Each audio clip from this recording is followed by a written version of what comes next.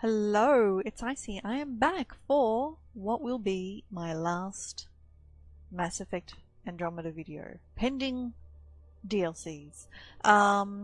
So, my thoughts about the game.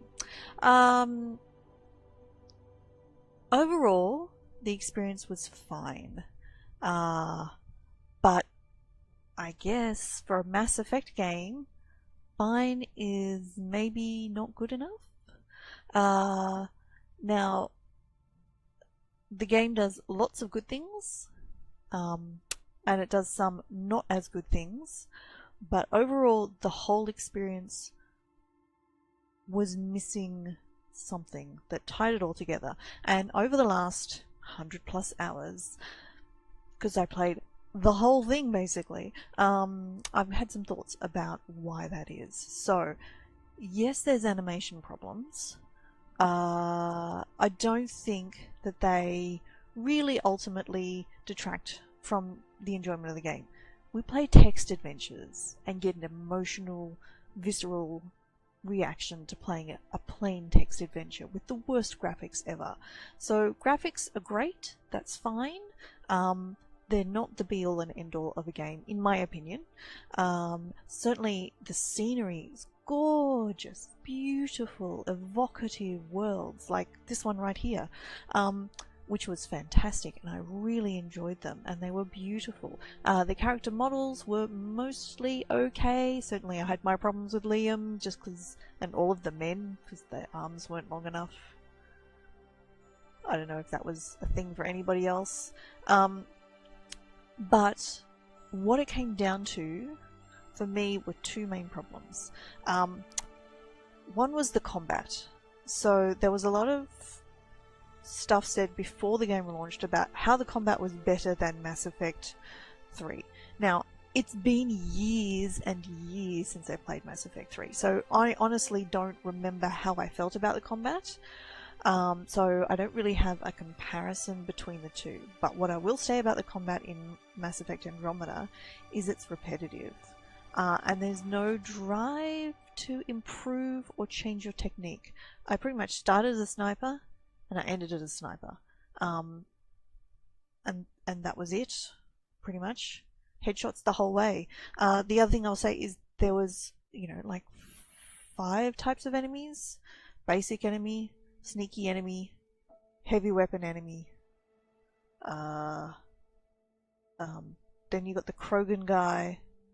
And the bosses were all the same. They were basically the floaty guy and the ball with the little disc thing you had to shoot first.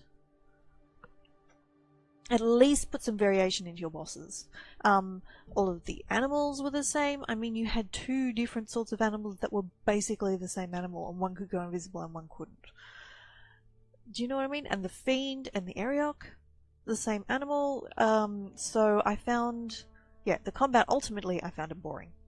Pretty much. The PvP, I only really tried it once. That was fun. And maybe if you're really looking for more combat, that's where you go, because of course you're playing against with other people, so that's going to change things up more. But I certainly didn't play it anywhere near enough to make any sort of really informed comment about that. So that's one big problem. And because the combat is so much a part of the game, you do run around shooting a lot of stuff. The fact that it was really so very boring and tedious is an issue, pretty much. And also the architects. It's fine, I guess, that you had to kill basically the same architect 4 times. I don't mind that so much, but the fact that the battles didn't change for the architects even, perhaps they were 4-legged, or perhaps you had to shoot different things about them. That could have been some variation. But the architects being all the same combined with the bosses being all the same together, it was really a bit dull. So I guess that's kind of sad. And I'm certainly not the best person for shooting games, but certainly at the end of the game on normal it was startlingly easy. And I suspect that the harder difficulty simply had more enemies as opposed to harder enemies. So, But for me, where the game really fell down was with the overarching story, not the characters. The characters themselves and their personal stories were great.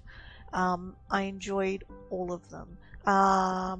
They were all individual, they were fun, they were entertaining, they all had their own personal feelings about things. I think my one real problem is sort of the Gil-Callow sort of tension, in that all of the lines that we're saying were all sort of from on Gil's side without giving Callow a fair chance. It was always Callow having to bend to Gil, so I thought that was a little odd. But apart from that, all of the characters were favourite. Jal, definitely my favourite. Vetra I loved. Peebee I thought I would find super annoying, but actually I really did like her. Cora, you know, the straight up sort of soldier, she was really good. Liam I did find... I guess Liam was interesting. He didn't seem to have necessarily a lot of character development, maybe. He started off not in control of his emotions and overly angry, and kind of ended up that way. I mean, there was a bit going on. But yeah, but overall, I loved all the characters, loved their personal stories, thought they were fantastic. Where I think maybe what this one is missing, which the original Mass Effects had, is the underdog.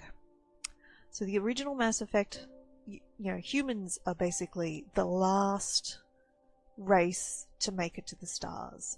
Everybody else is established. There's a galactic council, and here are we, the little scrappy fighters, trying to get our place at the table. Everybody loves an underdog story.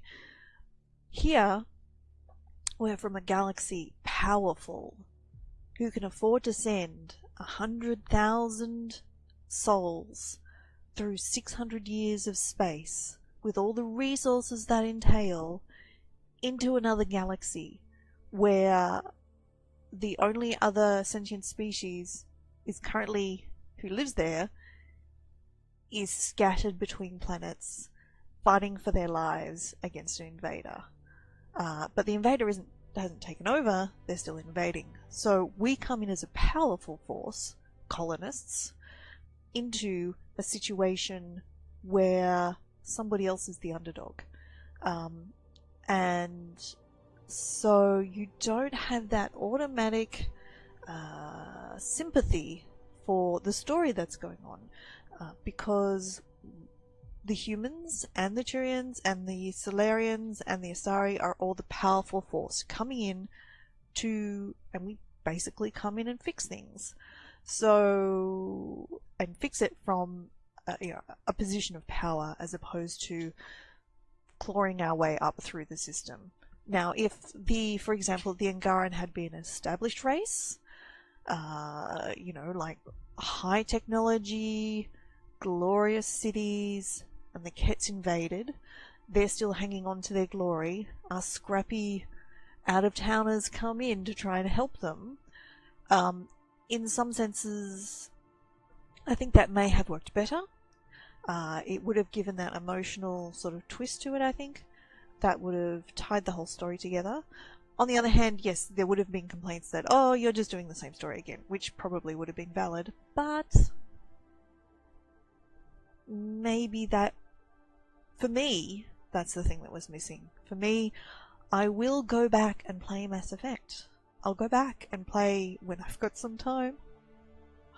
I don't know when that'll be. I'll go back and play 1, 2, and 3 again, and I'll enjoy it, and I'll feel that rush of, like, standing up against the universe, just trying to stand strong with the universe on your shoulders. Here it doesn't feel that way.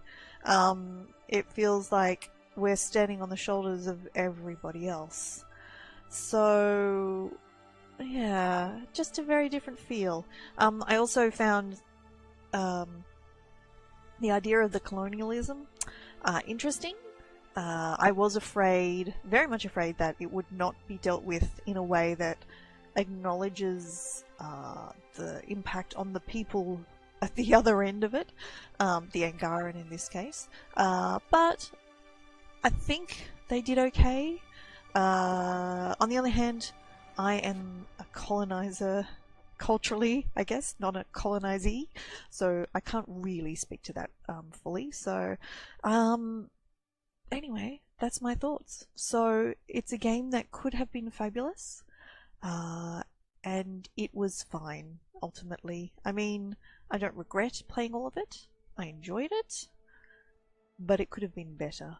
Now, I have heard rumors that the Mass Effect IP has been possibly put on hold or put on ice, that there are no plans currently to develop any more story, which, to be honest, I'd be really disappointed. Really, really disappointed, because they've got set up so many interesting stories at this point. You know, what happens to Ryder? What happens to Ryder's brother? Well, sibling, depending on who you play as. They missed all of this adventure. Are they, along with the, you know, the second wave of people being lifted out of cryo, are they going to resent the people who were there originally, who've gone through all the stress? There are so many interesting stories that you could develop from here. I want to know who the mysterious benefactor was. Are they with us? So yeah, a bunch of really interesting stories. Ongoing stories about how the Angara are working with the other species. Is it equal? Are there things going on? Are the Rokar justified in their fears? Which, to be honest, are legitimate fears. So yeah, I would be really sad not to see another one. I mean, you know, 3 years down the track, sure, even 5 years down the track is fine. But I would be really sad to never see another Mass Effect.